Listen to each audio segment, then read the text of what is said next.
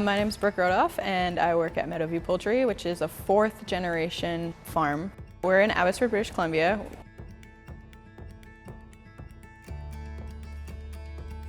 We do broiler breeder birds, which are hatching egg birds, and then they hatch into the broiler birds. We are above average size farm.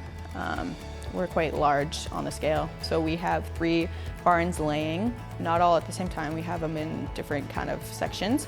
But I'd say more of the average farm would be 2 barns instead of 3. And then we also have 2 pullet barns, which a lot of farms don't necessarily have pullet barns. Me and my dad work on the farm full time, and then we also have a worker that comes on weekends. And then when we do have clean out for the barns, we also hire a couple extra people to help us take apart the barn, and then me and my father will clean out the barns after that.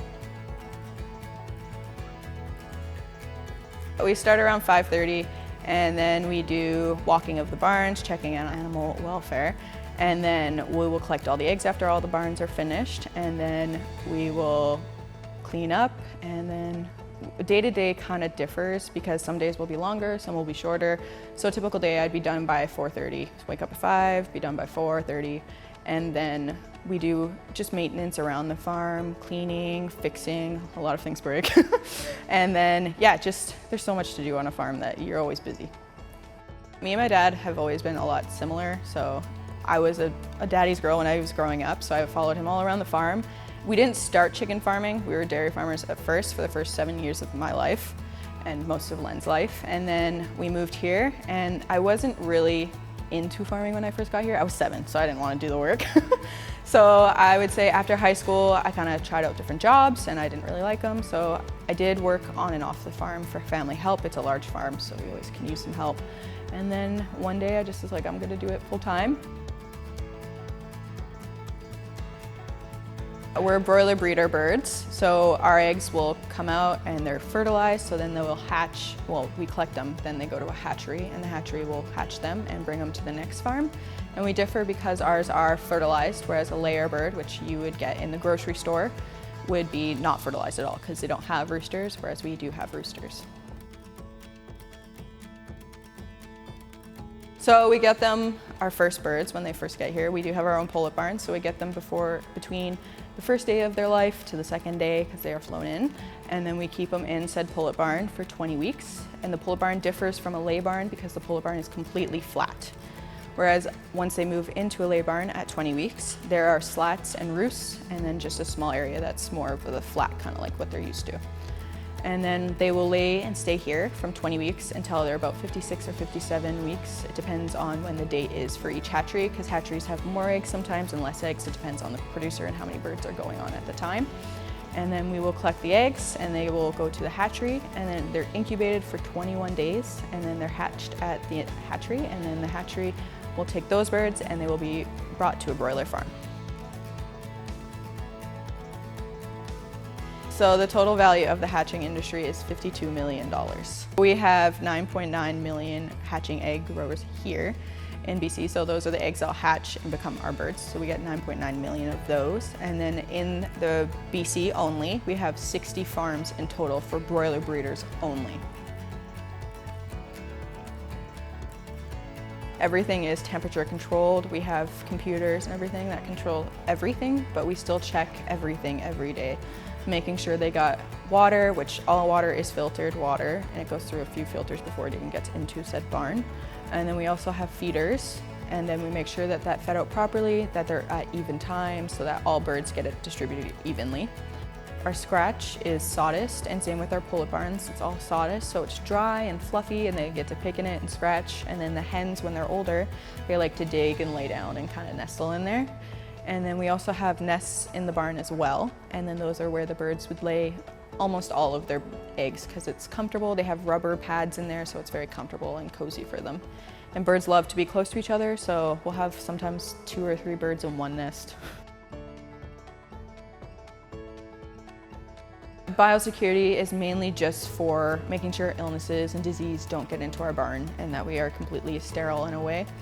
And before going into the barn where the birds live, we will take off our regular boots and we will put on overalls over our clothes, hat, hand sanitizer, and then again with new boots, we would go into the foot bath again and then proceed to go inside of the barn.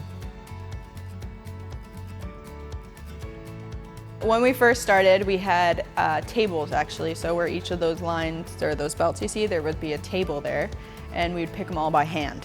And we'd take out the dirties and smalls and whatever would be at the time. And then now we have the conveyor and the machine behind me, which is a lot more efficient, and it's more cleanly because the egg won't be going over manure or anything like that. So it's changed quite a lot. Even our circuit boards and everything, it's well controlled for lighting and for feeding. All of that is completely done by circuit boards. We just have to set what light we want it at or what feeding time we want it at and how much we want. Definitely biosecurity is one of the most important things for us, and I would say for pretty much everybody. So we're a long life bird, so if our birds got really sick and they started dying, then we lose a lot, right? Because we're in the business where our eggs are where we actually get our income, right?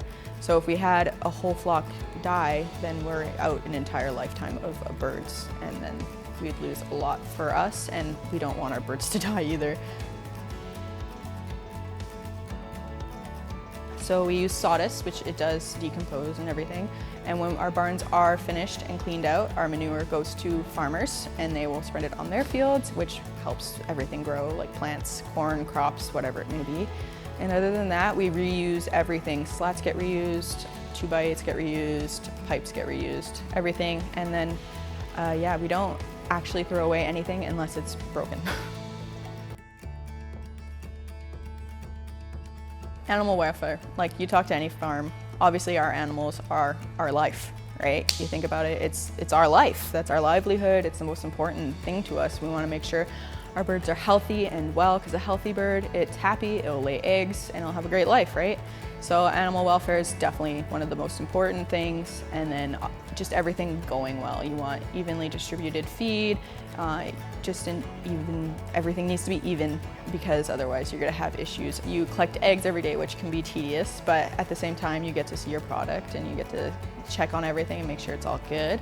And walking barns, it's never been my favorite thing, but you have to, because it's animal welfare, and I love seeing the birds. They're always friendly, and like as you saw, I can pick them up and they're very nice.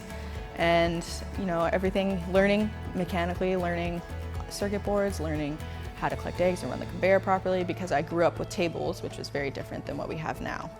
And just the day-to-day maintenance, you know, you keep learning. Every day you learn something new. I'm still very much a young farmer myself. I'm still learning a lot. I didn't want to be a farmer when I was in high school, to be honest. And just being around the farm, like if you're thinking about it, go to a farm and see what life is like. Always ask the farmer before you go on the property, call them, whatever. And once you get the go-ahead, you can ask see what life on a farm is like, and see if you like it or maybe not, but try farming before you judge it. Or at least go and get the proper information about farming instead of what you see online. Go talk to a farmer, because a farmer will actually know what is best, and they can show you, and you'll see, oh, you know, sometimes you see stuff on the internet that's just, it's been altered and whatever, and it doesn't look great. Come look at what you want to do before you decide, oh, I'm going to be a farmer. It's easy to say, but it's a harder life to live. You got early hours, you work outside a lot, you work inside a lot, so you have to be very dedicated. Farming is a big thing. You have to be dedicated and kind of mechanical in a way. You kind of have to wing things to fix them and stuff like that. Like conveyors breaking, and you just have to kind of figure it out, because you know, you don't always have help, right?